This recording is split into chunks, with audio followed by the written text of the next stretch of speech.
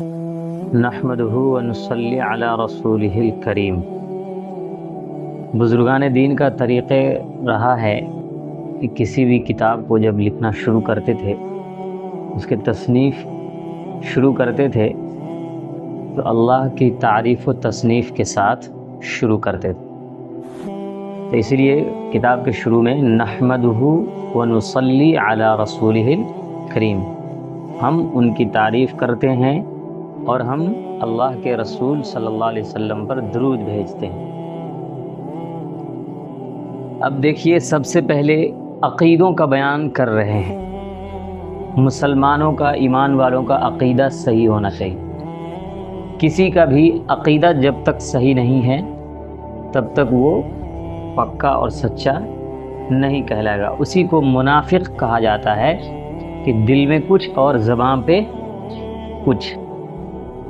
یہ بہت اہم مسئلہ ہے عقیدہ کا، بہت غور سے سنیے گا، نہیں تو وہی منافق بن کے رہ جائیے گا۔ دل میں کچھ رکھیے گا اور زبان پہ کچھ رکھیے گا، اور منافق کو اللہ تبارک و تعالیٰ بہت خراب حساب کرے گا۔ اس لیے جو رہنا ہے کھل کے رہنا ہے۔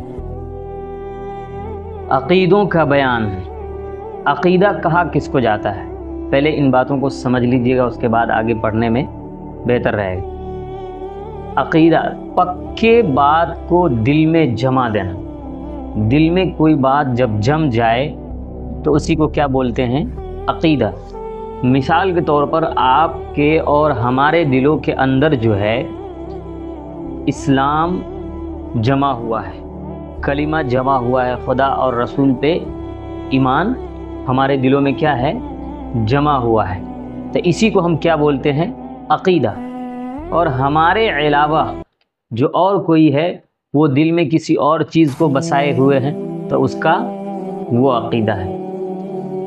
تو مطلب عقیدہ کا مطلب کیا ہوا؟ جو دل میں جمع ہوا ہو، جس چیز کو آپ کا دل جو ہے پکے طور پر مانتا ہو، اس کو کیا بولیں گے؟ عقیدہ۔ عقیدوں کا بیان۔ عقیدہ تمام عالم پہلے بالکل ناپید تھا۔ کیا ہو گیا؟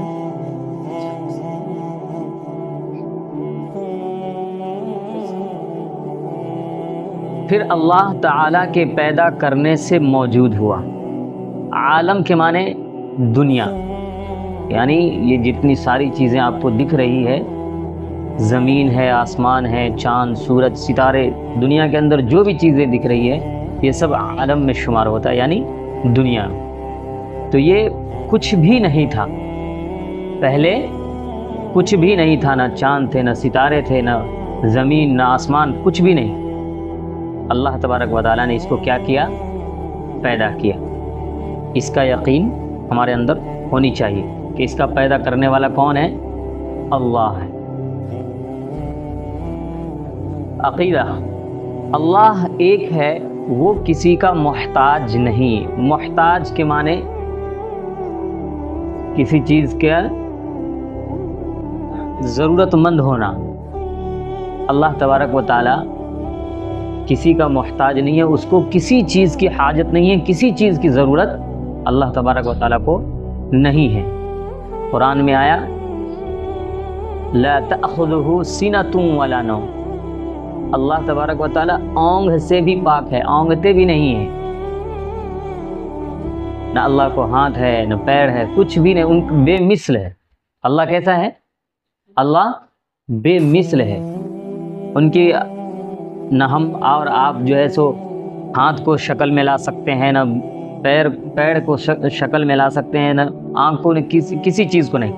لیکن یہ اشکال ہو سکتا ہے کہ قرآن میں بالید آیا ہے، اللہ نے اپنے ہاتھوں سے یہ کیا، اللہ دیکھ رہا ہے، تو اس کا مطلب آپ یہ سمجھیں گے کہ اللہ آنکھ سے دیکھ رہا ہے؟ نہیں۔ اب کیسے دیکھ رہا ہے وہ ہمیں نہیں معلوم، وہ اللہ کو ہی معلوم، لیکن اللہ دیکھ رہا ہے، اس پہ ہمارا یقین ہونا ہے۔ اللہ موجود ہے، اس پہ ہمارا یقین ہونا ہے۔ اللہ کو اونگ نہیں آتی ہے، اس پہ ہمارا یقین ہونا ہے۔ اللہ کو کسی چیز کی ضرورت نہیں ہے، اس پہ ہمارا یقین ہونا، اسی کو عقیدہ کہتے ہیں۔ یہ سب چیز ہمارے دلوں کے اندر پکے طور پر جمنا چاہیے۔ نہ اس نے کسی کو جنا اور نہ وہ کسی سے جنا گیا، یعنی نہ اللہ تبارک و تعالیٰ کو کسی نے پیدا کیا اور نہ اللہ تعالیٰ، نہ اس نے کسی کو جنا، نہ اللہ نے کسی کو پیدا کیا اور نہ وہ کسی سے جنا گیا، اور نہ اللہ کو کسی نے پیدا کیا۔ مراد یہاں پر سے یہ ہے کہ جیسے ہم دنیا میں ماں باپ ہوتے ہیں تو ہمارے ماں باپ کو بھی کسی نے پیدا کیا، پھر ہم پیدا ہوئے، پھر ہمارے بعد پیدا ہوں گے، نسلیں آئیں گی، تو اس طرح سے اللہ کا کوئی نہیں ہے، نہ اللہ کے بعد کوئی ہے نہ اللہ سے پہلے کوئی ہے، مطلب سلسلہ کے طور پر اللہ نے تو پیدا کیا ہے ہم لوگ کو، لیکن جو طریقہ کار ہے وہ نہیں۔ جیسے کہا جا سکتا ہے دنیاوی اعتبار سے، آپ ایک مثال سمجھیے کہ جب کسی کے خاندان میں کوئی پوسٹنگ چلتی ہے تو اس کا باپ، اس کا دادا پہلے کرتا ہے، پھر اس کے بعد اس کا بیٹا کرتا ہے، پھر اس کے بعد اس کا بیٹا کرتا ہے، تو ایسے یعنی اس سے پہلے اس کے باپ نے کیا تو اس کے بعد اس کے بیٹے نے بھی کر رہا ہے۔ تو ان سب چیزوں سے اللہ تبارک و تعالیٰ کیا ہے؟ پاک ہے، اور نہ اس کے کوئی بیوی ہے، اللہ ان تمام چیزوں سے پاک ہے۔ کوئی اس کے مقابل نہیں، یعنی اللہ تبارک و تعالیٰ کے برابر کوئی نہیں ہے اور نہ ہو سکتا ہے، کوئی نہ ہے اور نہ ہو سکتا ہے، اس کا یقین ہمارے دلوں کے اندر جمنا چاہیے۔ اگر نہیں ہے تو آپ کا عقیدہ درست نہیں ہے۔ عقیدہ وہ ہمیشہ سے ہے اور ہمیشہ رہے گا۔ کون؟ اللہ ہمیشہ سے ہے اور ہمیشہ رہے گا، یہ عقیدہ بھی ہمارے دلوں کے اندر جمع رہنا چاہیے۔ عقیدہ وہ زندہ ہے، ہر چیز پر اس کی قدرت ہے، کوئی چیز اس کے علم سے باہر نہیں۔ اللہ تبارک و تعالی ہر چیز کا جاننے والا ہے، اللہ کے علم سے کوئی بھی چیز چھپی ہوئی نہیں ہے۔ سمندر کے اندر بھی جو مچھلیاں ہیں یا زمین کے اندر، ان سب چیزوں کا جاننے والا اللہ ہے۔ چیونٹی کی آواز کو بھی اللہ سنتا ہے، ہم اور آپ نہیں سن سکتے ہیں لیکن اللہ سنتا ہے۔ اللہ کے علم سے کوئی بھی چیز دنیا کی ہو وہ باہر نہیں ہے بلکہ اندر ہے، یعنی اللہ تبارک و تعالی ہر چیز کو جانتا ہے۔ وہ سب کچھ دیکھتا ہے، سنتا ہے۔ یہ بات میں نے ابھی آپ کو سمجھایا تھا کہ دیکھتا ہے تو مطلب آنکھ ہوگا، سنتا ہے تو مطلب کان ہوگا، نہیں۔ اب وہ اللہ کیسے دیکھ رہا ہے؟ بتاؤ، اللہ ایک ہے لیکن پورے جہانوں میں ہے، ہر جگہ ہے۔ تو اگر آنکھ ہمارے طرح ہوتی تو ہوتا نہیں، بس کیسے دیکھ رہا ہے اس میں ہم کو نہیں پڑھنا ہے، بس اللہ دیکھ رہا ہے، یہ اس کا یقین ہمارے دلوں میں ہونا چاہیے۔ اللہ سنتا ہے، یہ چیز کا یقین ہمارے دلوں میں ہونا ہے۔ اب کیسے سنتا ہے اس کے پیچھے نہیں پڑنا ہے۔ کچھ لوگ جو ہیں، جو ہوتے ہیں ناسمجھ، جو علم نہیں ہوتی ہے، تو وہ لوگ جیسے کہتے ہیں اللہ کیسے سنتا ہوگا، اللہ کیسے دیکھتا ہے۔ ارے بھائی، ان کے پیچھے کیوں پڑ رہے ہو؟ اللہ نے جو فرما دیا پہلے اس پہ عمل کر لو نا، پھر بعد میں اس کے اندر جانا۔ تو موٹی موٹی چیزیں جو سامنے آتی ہے، نماز ہے، حج ہے، روزہ ہے، زکوٰۃ ہے، ان سب چیزوں کو کریں گے نہیں اور اندر تک جو ہے گھستے رہیں گے کہ وہاں کیا ہوا، وہاں کیا ہوا، کعبہ خانہ کا اینٹ ٹیڑھا کیسے رکھا گیا۔ ارے بھائی، اب کیوں رکھا گیا وہ جاننے کے لیے آپ کو ترتیب وار سے جانا پڑے گا۔ ارے 100 تک پہنچنے کے لیے پہلے آپ کو 1-2 یاد کرنا پڑے گا کہ ڈائریکٹ آپ 100 پر پہنچ جائیں گے۔ تو یہ طریقہ کار اختیار کرنا چاہیے۔ تو اللہ بس دیکھتا ہے، سنتا ہے، یہ یقین ہمارے اندر ہونا چاہیے۔ اب کیسے دیکھتا ہے، کیسے سنتا ہے، وہ اللہ عالم جانے۔ جو چاہے کرتا ہے، کوئی اس کی روک ٹوک کرنے والا نہیں ہے۔ اللہ جو چاہتا ہے وہ کرتا ہے، جو چاہے گا کرے گا، اس کو نہ کوئی روک سکتا ہے اور نہ کوئی روکا ہے۔ وہی پوجنے کے لائق ہے، عبادت کے لائق ہے۔ کون ہے؟ صرف اور صرف اللہ ہے، اس کے علاوہ کوئی نہیں ہے۔ اسی کے سامنے سجدہ کر سکتے ہیں، سر جھکا سکتے ہیں، اس کے علاوہ کوئی نہیں ہے۔ اگر ایسا ہوتا، لوگ جو ہیں قبر پہ جا کے سر جھکاتے ہیں، کیا ہمارے رسول کے قبر پہ جا کے سجدہ نہیں کرنا چاہیے تھا؟ لیکن نہیں، ان سے بھی بڑھ کے ہیں کیا کوئی؟ सब गौर करने की बात है, अक़ीदे की बात है, अक़ीदा दुरुस्त करने की बात है। उसका कोई साझी नहीं, यानी उसका कोई बात वाला नहीं। जैसे नायब है तो नायब डीएम है, नायब सीएम है, होता है ना। एक जो है तो प्रिंसिपल डायरेक्टर है, प्रिंसिपल है, फिर टीचर है, ये सब कुछ नहीं। सिर्फ एक अल्लाह सब कुछ है। पीएम डीएम सीएम मतलब जो कुछ भी हो सब कुछ अकेला वाहिद अल्लाह तबारक व तआला है। उसके बाद न कोई है और न उससे पहले कोई था। अपने बंदों पर मेहरबान है अल्लाह तबारक व तआला, अपने बंदों पर मेहरबान है। तो हम और आप कौन होते हैं? किसी बंदे को तकलीफ पहुंचाने वाला। तो जो ऐसा सोचता है वो अल्लाह से जंग करने का सोचता है। अल्लाह के रसूल सल्लल्लाहु अलैहि वसल्लम की हदीस है, ला यरहमुल्लाहु मन ला यरहमुन नास। अल्लाह उस पर रहम नहीं करता जो लोगों पर रहम नहीं करता। जो लोगों पर रहम नहीं करता तो वो सोच ले कि अल्लाह हम पे रहम नहीं करेगा।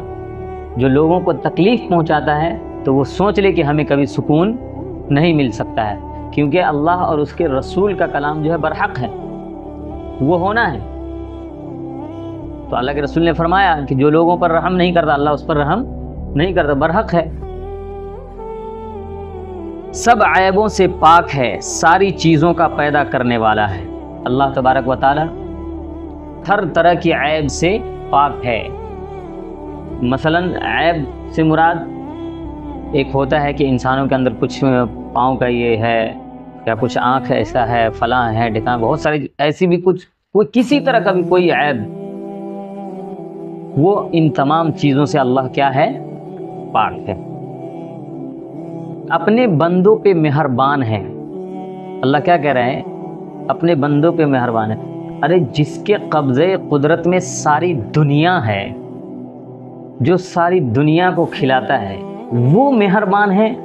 और हम एक इंसान जो एक निवाला खाने के मोहताज हैं, हम दूसरे पे जुल्म करते हैं। ज़रा बहुत गहरे तरीक़े से इन सब बातों को सोचने की ज़रूरत है। अल्लाह तबारक व तआला हम सबको इन सब चीज़ों से पाक रखे। दुआ कबूल करने वाला है अल्लाह, दुआ कबूल करने वाला है। उसी ने सबको पैदा किया है और वही क़यामत में फिर पैदा करेगा। अल्लाह ने पैदा किया है और फिर ले भी जा रहे हैं, और फिर क़यामत के दिन अल्लाह ही पैदा करेगा। कोई इंसान या कोई पैदा करने वाला नहीं है। वही जिलाता है, वही मारता है। इसका भी यकीन हमारे अंदर होना चाहिए। पहले के बादशाह लोग होते थे, फ़िरौन जो था वो कहता था कि हमको खुदा मानो, तरह खुदा के हाथ, क्योंकि खुदा का काम है कि मारना और जिलाना। तो तुम अगर हमको खुदा नहीं मानोगे तो हम कत्ल कर देंगे। मर दिए और छोड़ दिए तो जिला दिए। तो इस तरह करके भटकाया जाता था। लेकिन नहीं, इन सब भटकावे में नहीं आना है। वो अल्लाह चाहेगा तो कुछ होगा, नहीं चाहेगा तो कुछ नहीं होगा। ये यकीन हमारे दिलों में होना चाहिए। इसी तरह तमाम अच्छी और कमाल की सिफतें उसको हासिल हैं। अल्लाह तबारक व तआला को जितनी भी अच्छी सिफातें हैं सब हासिल हैं। उनमें किसी तरह का ज़र्रा बराबर भी कोई कमी नहीं। बुरी और नुकसान की कोई सिफत उसमें नहीं, न उसमें कोई ऐब है। अक़ीदा, उसकी सब सिफतें हमेशा से हैं और हमेशा रहेंगी, और उसकी कोई सिफत कभी नहीं जा सकती। अल्लाह के जो सिफ़ात हैं वो कभी नहीं जा सकती। सिफत समझ रहे हैं? सिफत का मतलब होता है, जैसे मसलन आपके सामने ये पेंट है, ये कलर है, ये इसको दीवार से अलग जब चूने वो उसके शक्ल में, पाउडर के शक्ल में होती हैं, तो उस वक्त अगर इसमें नहीं लगा हुआ रहता है, लेकिन जब इसको लगाते हैं तो इसकी क्या निकलता है इससे? इसका काम क्या है? वाइट करना। आप चाहोगे कि हम सफ़ेद पाउडर लेकर के काला कर दें, होगा? नहीं होगा, क्योंकि सफ़ेद पाउडर की सिफत है वाइट करना, काले पाउडर की सिफत है काला करना। समझ रहे हैं? काले पाउडर की सिफत है काला करना اور لال کا صفت ہے لال کرنا، تو صفت اس کو کہا جاتا ہے جو اس سے نکلنے والا ہوتا ہے، جو اس سے بننے والا ہوتا ہے۔ عالموں کی صفات کیا ہے کہ وہ اچھے اور بری چیز کو بتاتے ہیں، اور کھانے چاول ہے اس کی صفات کیا ہے؟ پیٹ بھرنا۔ تو اسی طریقے سے جو ہے صفات ہیں، تو انہی پر جو ساری چیزوں کو آپ فٹ کر لیں گے، اور اللہ کے اندر جو بھی اچھی چیزیں ہیں ساری چیزیں موجود ہیں، جو بھی بری چیزیں ہیں ان میں سے ایک بھی چیز رتی برابر بھی نہیں ہے۔ جو بھی اگر اس میں داخل ہوتا ہے کہ اللہ کے اندر نقص ہے، چاہے کچھ ایسا ہے، تو وہ عقیدہ کا پکا نہیں ہے۔ عقیدہ صحیح کرے، اگر عقیدہ صحیح نہیں ہوگا تو وہ ایمان والا نہیں کہلائے گا، خارج ایمان رہے گا، اور وہ